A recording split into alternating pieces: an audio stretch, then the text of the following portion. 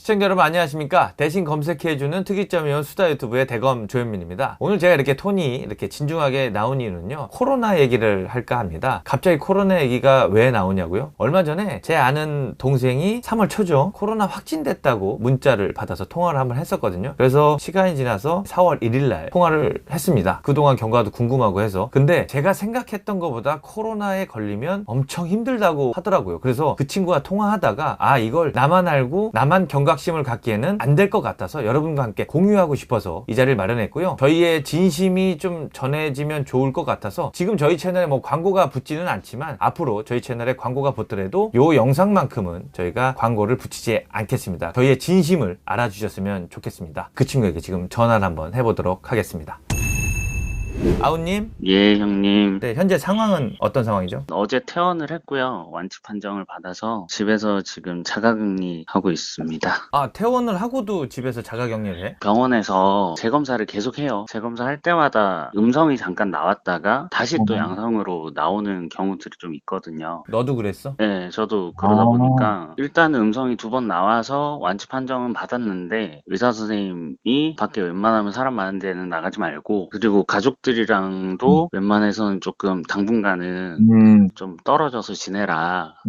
혹시 모르니까. 우리가 처음에 3월 달에 통화했을 때만 해도 우리 아우님은 웃으면서 통화를 했잖아, 우리가. 그때부터 이젠 지금까지 얘기를 할 건데, 자, 어떻게 걸리게 된 걸 알았고 어떤 경로로 걸린 거야? 일단은 제가 일하고 있던 회사에서 밥도 먹고 같이 하던 분 중에 한 분이 열도 나고 아프다고 그러시더니 연차를 쓰시더라고요. 예, 그래서 병원을 가셨는데, 그러다 보니까 이제 저도 조금 걱정이 돼서 혹시 몰라서 집에서도 이제 와이프랑은 좀 멀리 떨어져서 지내고 회사 안에서도 계속 마스크를 쓰면서 생활을 했었는데, 한 3일째였나? 그때쯤 전화가 와서 코로나 확진이 됐다고 얘기를 하신 거예요. 일단 그분이 이제 확진이 됐으면 그분이랑 같이 생활을 했던 모든 다른 사람들이 밀접 접촉자로 이제 판정이 나가지고 선별진료소 거기 가가지고 검사를 받았죠. 그때 증상은 어땠어? 증상은 거의 없었고, 저 같은 경우에는 그냥 목이 살짝 따끔거린다는 느낌 정도? 그러다 보니까 따뜻한 물 마시고 나면 또 괜찮았었거든요. 그래서 이제 뭐 크게 걱정은 안 했었는데, 근데 일단은 검사를 받고 다음날 되니까 이제 확진 판정이 났던 거죠.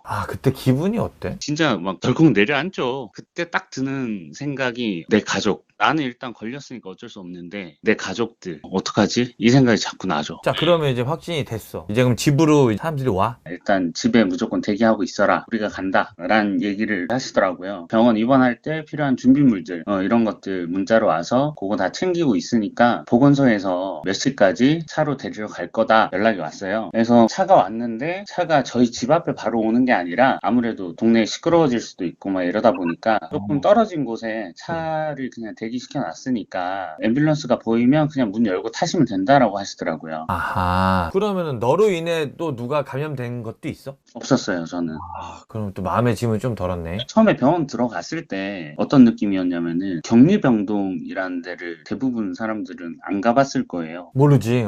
그 격리병동이 어떻게 생겼는지는 보고 완전 깜짝 놀랐거든요. 왜? 어떻게 생겼는데? 문이 하나가 있더라고요. 문을 딱 열고 들어가니까 좁은 공간이 있고 안쪽에 문이 하나 더 있어요. 그럼 한 2중 3중이구나. 네, 그래서 안쪽에 이제 그 좁은 공간으로 들어가면 일정 거리 이상 떨어지면 내가 들어왔던 문이 닫혀요. 그게 꽉 닫히는 걸 확인이 되면 그 다음에 그 다음 문을 열 수가 있게끔 돼 있어요. 그래서 그 다음 문을 열고 들어가면 거기가 이제 병실인 거거든요. 들어가니까 의사가 이제 어떤 상태인지 전부 다 점검을 하시더라고요. 이제 뭐 혈압도 재고 체온도 재고 엑스레이도 찍고 피검사도 했었고요. 처음에는 이제 별로 상태가 그렇게 나쁘진 않았었으니까 병원에서 주는 밥 먹으면서 그냥 이렇게 시간 때우고 있었어요. 창문은 있어, 그러면? 너 있는 데는? 창문은 있었어요. 열 수 없는 창문? 음압병동이라고 하잖아요. 그렇지. 음압기가 설치가 돼 있어서 창문을 열면 안 되거든요. 그래서 이제 들어갔는데 첫날은 뭐 특별한 증상이 없었는데 다음날 이제 좀 자고 일어나니까 좀 오한기가 좀 들더라고요. 계속 추워요, 일단. 그럼 그때부터 이제 슬슬 시작하는 거네. 네, 으슬으슬하면서 좀 춥더라고요. 이불 덮고 이렇게 있는데 저녁 돼서 이제 자기 전에 갑자기 가슴이 쪼이는 듯한 통증이 확 오더라고요. 우와. 갑자기 확 오니까 놀래가지고 가슴을 잡고 이렇게 막 되게 아파가지고 막 이러고 있으니까 저 격리병동은 24시간 CCTV로 다 보고 있거든요. 제가 가슴 잡고 이러고 있으니까 간호사가 바로 이제 오시는구나. 와서 이제 어느 정도 조치를 해주시고 나니까 조금 괜찮아지더라고요. 그날은 다시 한번 잤죠. 자고 또 다음날 일어났는데 머리가 너무 깨질 것 같이 너무 아픈 거예요. 뭐 목이 아팠다, 가슴이 아팠다, 이제 머리가 아프다고? 네, 머리가 너무 막 깨질 듯이 아프더니 그다음에 눈이 막 빠질 것 같은 거예요, 이게. 이제 또 눈이 아파? 눈이 와, 막 빠질 것 뭐야. 같이 아프니까 눈을 막 못 뜨겠는 거예요. 이게 눈물은 계속 나고. 와, 코로나 증상 중에 또 하나가 근육통이 있어요. 근육통. 어느 날 이제 딱 자고 일어났는데 등이 조금씩 아프기 시작한 거예요. 어느 정도로 아픈 거야? 처음에는 그냥 조금 다 먹은 것처럼 조금 결리는 느낌인데 이게 하루 지나고 나니까 등 전체가 다 아픈 거예요, 이게. 누우면 아픈 거야? 아니면 서 있는데 아픈 거야? 그냥 움직이면 아파요. 그럼 계속 그때까지 두통과 눈 아픈 거는 유지가 되고 있고? 예, 열 오르고 몸 힘들고 하기 시작하니까 그때부터는 입맛이 이제 없어지기 시작하는 거죠. 그렇지. 몸 아프면 또 입맛 없어져. 다음날 아침에 일어나니까 어지럽기 시작하고 음식 냄새를 딱 맡는데 토 나올 것 같은 그때 제가 이제 먹기 시작했던 약이 에이즈 치료약이라고 칼레트라라는 약이 있어요. 뉴스에서 이제 뭐 에이즈 치료제를 쓴다고는 했었거든? 먹고 이제 그때부터 이제 설사하기 시작했고 열나고 설사하고 막 구토 증세 일어나고 막 이러니까 전체적으로 탈수가 올 수가 있잖아요. 또 그때는 이제 링거를 맞기 시작했어요. 밥은 그래서 거의 못 먹었어요. 밥 안 먹어도 돼? 아니 밥을 안 먹으면 안 되는데 못 먹겠는 거예요. 밥이 냄새 맡으면 막 토할 것 같고 그러니까 맨밥은 괜찮더라고요. 맨밥에 그냥 물 말아서 계속 좀 먹다가 이제 나중에 죽으로 좀 바꿔달라 그래서 죽만 조금씩 먹었어요. 계속 이렇게 버텼죠. 그리고 한 일주일 있으니까 살이 5kg가 그냥 쭉 빠져버리더라고요. 그럼 일주일 내내 그렇게 계속 아픈 거야? 24시간 내내 약 먹으면 조금 완화되긴 했지만 그게 쭉 이어지는 거야? 이게 증상이 왔다 갔다 해요. 언제 아플지도 모르고. 되게 왔다 갔다 하거든요. 증상이 나타났다 사라졌다 이렇게 하는 게 되게 시간 간격이 되게 짧아요. 뉴스에서 이제 얘기하기를 2주 정도면 낫고 다들 퇴원한다라고 하잖아요. 근데 이제 저는 일주일 차부터 이제 아프기 시작해서 2주 때까지 계속 아팠었거든요. 몸이 계속 안 좋으니까 나중에 2주차 14일 꽉 채우고 나니까 그때부터는 이제 나가야 되는데 계속 아프잖아요. 그러니까 무서운 거예요, 그때부터는. 아, 내가 지금 특이 케이스가 될 수도 있다라는 그런 불안감이 있었나? 그쵸, 뭐 그런 것도 있고 뉴스 같은 데 보면은 이게 증상들 중에 제일 무서운 게 호흡곤란이라고 나오잖아요. 혹시나 내가 자다가 호흡곤란이 와서 위험해지면 어떡하지? 라는 그런 불안감들 이런 것들이 이제 찾아오기 시작하는 거예요. 와, 이게 몸이 아프니까 심적으로도 약해지는구나. 네, 심적으로 너무 그때부터는 좀 힘들었어요. 한 2주 지나고 나서부터 이제 재검사를 한 번씩 하기 시작했거든요. 재검사를 하면 이게 검사 결과 자체가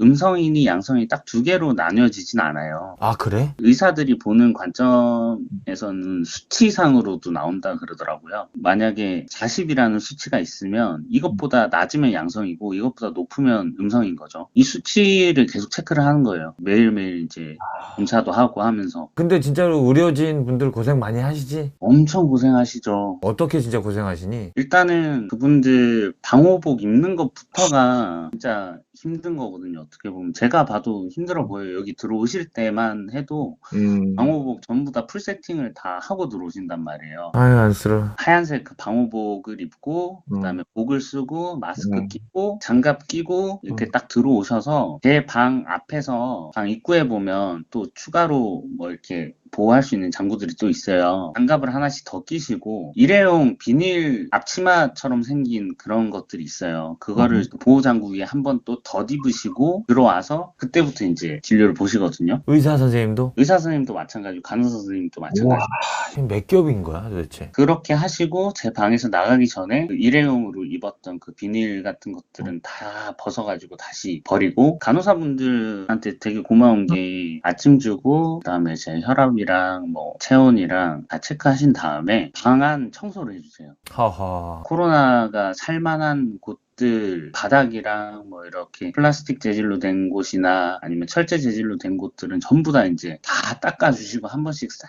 청소를 하고 그러고 나가시거든요. 대박이다, 진짜. 매일매일 그렇게 해주시니까 그러니까 네 방만 하는 게 아니라 옆방도 그렇게 해주시는 거 아니야? 그 옷을 입고. 그쵸. 그 그것도 그렇고 자가격리 해보신 분들은 알겠지만 환자가 이제 사용하고 난 그런 쓰레기들은 다 폐기물로 들어가거든요. 폐기물 쓰레기통이 한 방에 한 2개 정도가 이렇게 항상 있어요. 쓰레기통도 항상 확인하시고 계속 다 비워주시고 항상. 야, 나 이 얘기 듣는데 왜 이렇게 눈물이 나냐? 너무 고마운 거죠. 어떻게 보면 고맙기도 하고 제가 밥을 계속 못 먹었을 때가 있다 그랬었잖아요. 병원 밥에서만 나는 냄새인가 싶어가지고 나중에는 의사 선생님이 들어오시더니 다른 건 좀 먹을 수 있겠냐라고 물어보시더라고요. 요 밥만 아니면 좀 먹을 수는 있을 것 같다라고 하니까 한번 배달 음식 같은 거 한번 시켜 먹어보는 건 어떻겠냐.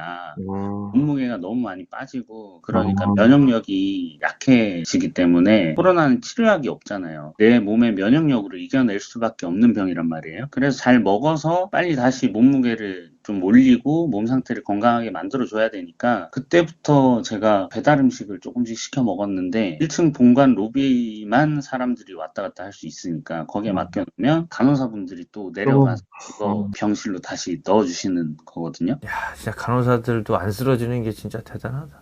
그것도 너무 고맙고 근데 진짜 무서울 것 같아요. 간호사분들이 그렇게 방호구를 차고 들어오셔도 전부 다 코로나에 걸린 사람들을 보는 거잖아요. 그렇지. 사람들이 이렇게 아파하는 걸 눈앞에서 보고 있는데 그래서 이제 우여곡절 끝에 진짜 그 고생을 해가면서 음성 판정을 2번이나 받아서 지금 퇴원을 했잖아. 주변에 적극적으로 알릴 생각이 있어? 아니면 그냥 모르는 사람은 그냥 모른 채 지내고 너 스스로가 좀 조심하고 그렇게 할 생각이야?